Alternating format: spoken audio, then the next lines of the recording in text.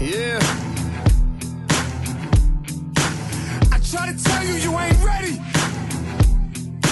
Have you ever seen a man not afraid to die? Gave his life for a dream. Born hustler, so the game conceived. A cage beast, but now I'm free. How can you blame me? I was born for this, the game chose me. Now I've been training for this my whole life. Carpe diem, seize the moment, right.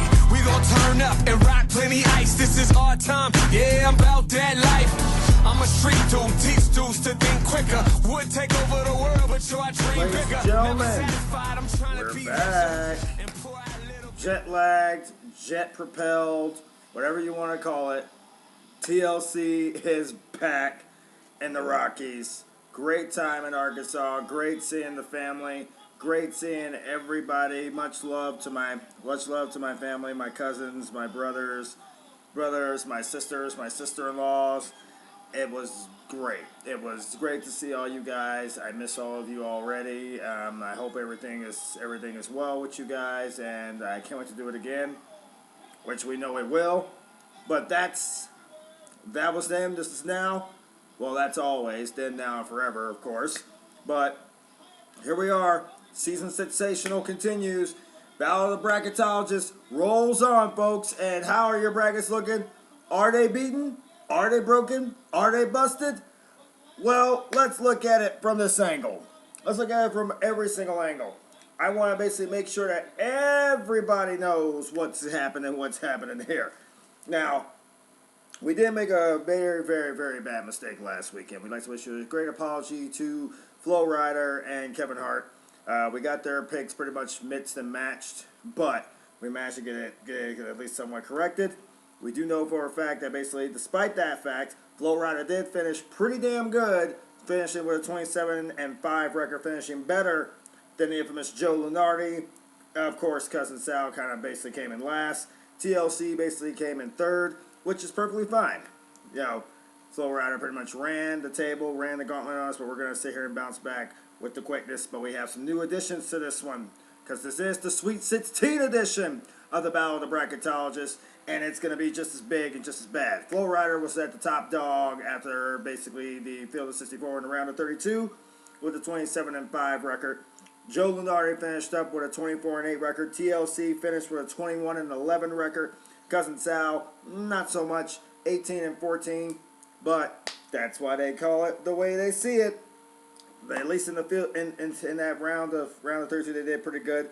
Now, it kept going, because then the next round, the round of 32, three-way tie for the top dog, led by, that's right, folks, TLC, 10-6, tied up with Flo Rida at 10-6, Joe Lunardi at 10-6, and of course, Cousin Sal finished up at 7-9.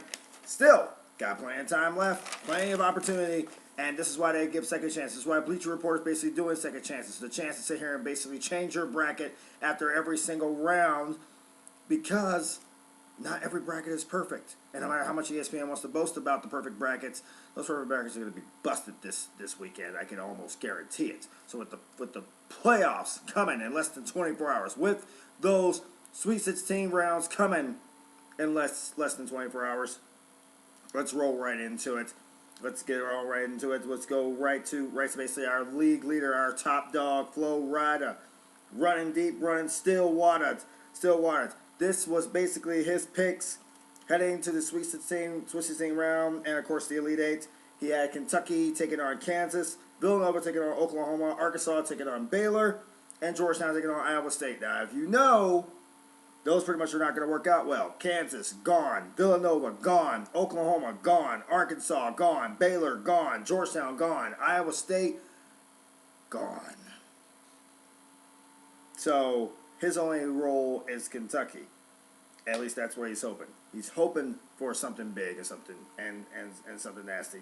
Now, it's not to say that basically these playoffs are completely over for Flo Rida. He still has a good chance in here, at least finishing in that top five spot. And we basically raised the stakes because we kind of felt, why not? Let's throw it up a notch.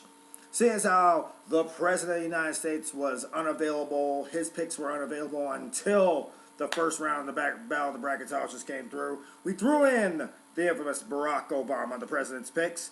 He's still looking pretty decent, obviously. He's picking Kentucky taking on Notre Dame. He's got Villanova taking on Virginia, Wisconsin taking on Arizona, and Duke taking on Iowa State.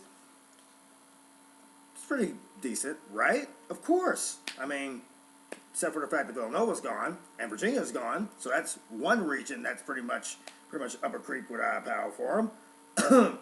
But he still has a shot. I mean, obviously, the Elite Eight is going to be what's going to make it all the matter. Now, our Mr. Kevin Hart, basically the shortest guy in this roster, but he gonna learn today. All right. Let's sit here and roll right to it. Kevin Hart's picks, and he was looking pretty good too. Kentucky taking on Butler, Villanova taking on Michigan State, Duke taking on Gonzaga, and Wisconsin taking on Arizona. That was his Elite Eight picks. Still looking pretty good because Villanova and Butler are out, but the rest of his picks are still alive and kicking. Now, Joe Lunardi, he had Kentucky taking on Wichita State, Villanova taking on Oklahoma, Wisconsin taking on Arizona, Duke taking on Gonzaga. Again, Villanova out. Still has a legitimate shot. They only have that one pick. I mean, it's still anybody's ball game in all honesty. And of course, you have my group, my crew, my staff, Team TLC. Kentucky taking on Wichita State, North Carolina State. That's right, we picked it. Maybe we'll say that one never happened, but it did. North Carolina State taking on Dayton, Wisconsin taking on Arizona, and Duke taking on Gonzaga. We also lost one. Dayton that close to eliminating Oklahoma. Tough break for us, but we still have at least seven of those eight picks still alive and kicking. We'll see if they can basically get things done and make this interesting heading into that final stretch. And Cousin Sal, trying to redeem himself, has a legitimate shot at it, though. He's got Kentucky taking on Kansas, Louisville taking on Virginia, Wisconsin taking on Baylor, and Duke taking on Davidson. Now, obviously, those last three ats, Virginia, Baylor, Davidson, all gone. Forget about it. Oh, well, now you think about it, so is Kansas. I keep forgetting the fact that basically the Kansas Jayhawks are out of that, so too bad, so sad, that's all she wrote. But he does still have Kentucky, Louisville, Wisconsin, Duke. Still has a legitimate shot, at least 500 heading into the Elite Eight tournament, which brings us to the Final Four. Final Four we looking at. We go right to the leader, Florida, Kentucky, Baylor, Villanova, and Iowa State is his Final Four picks. Baylor and Villanova, not happening. So that's two picks at least going right there. The president himself, Kentucky, Arizona, Villanova, and Duke. Villanova, out.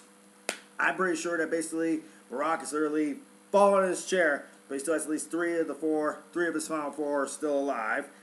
Joe Lunardi has Kentucky, Arizona, Villanova, and Gonzaga.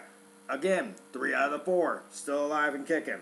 Kevin Hart, Kentucky, Wisconsin, Villanova, Duke. Again, 3 out of 4 still alive, still kicking.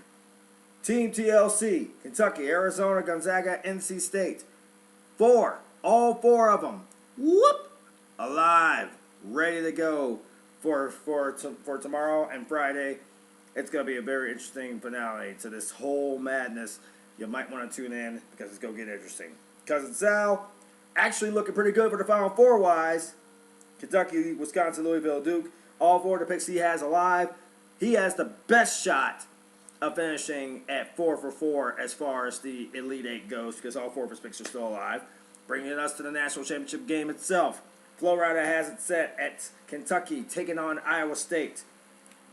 The president has Kentucky taking on Villanova. Joe Lunardi has Kentucky and Villanova, as does Kevin Hart. Now, this is where it got interesting. Cousin Sal has us as Kentucky taking on Duke, which brings up flashbacks for everyone about Christian Laettner and his infamous proudest moment. The reason of why everybody hates Laettner in the first place.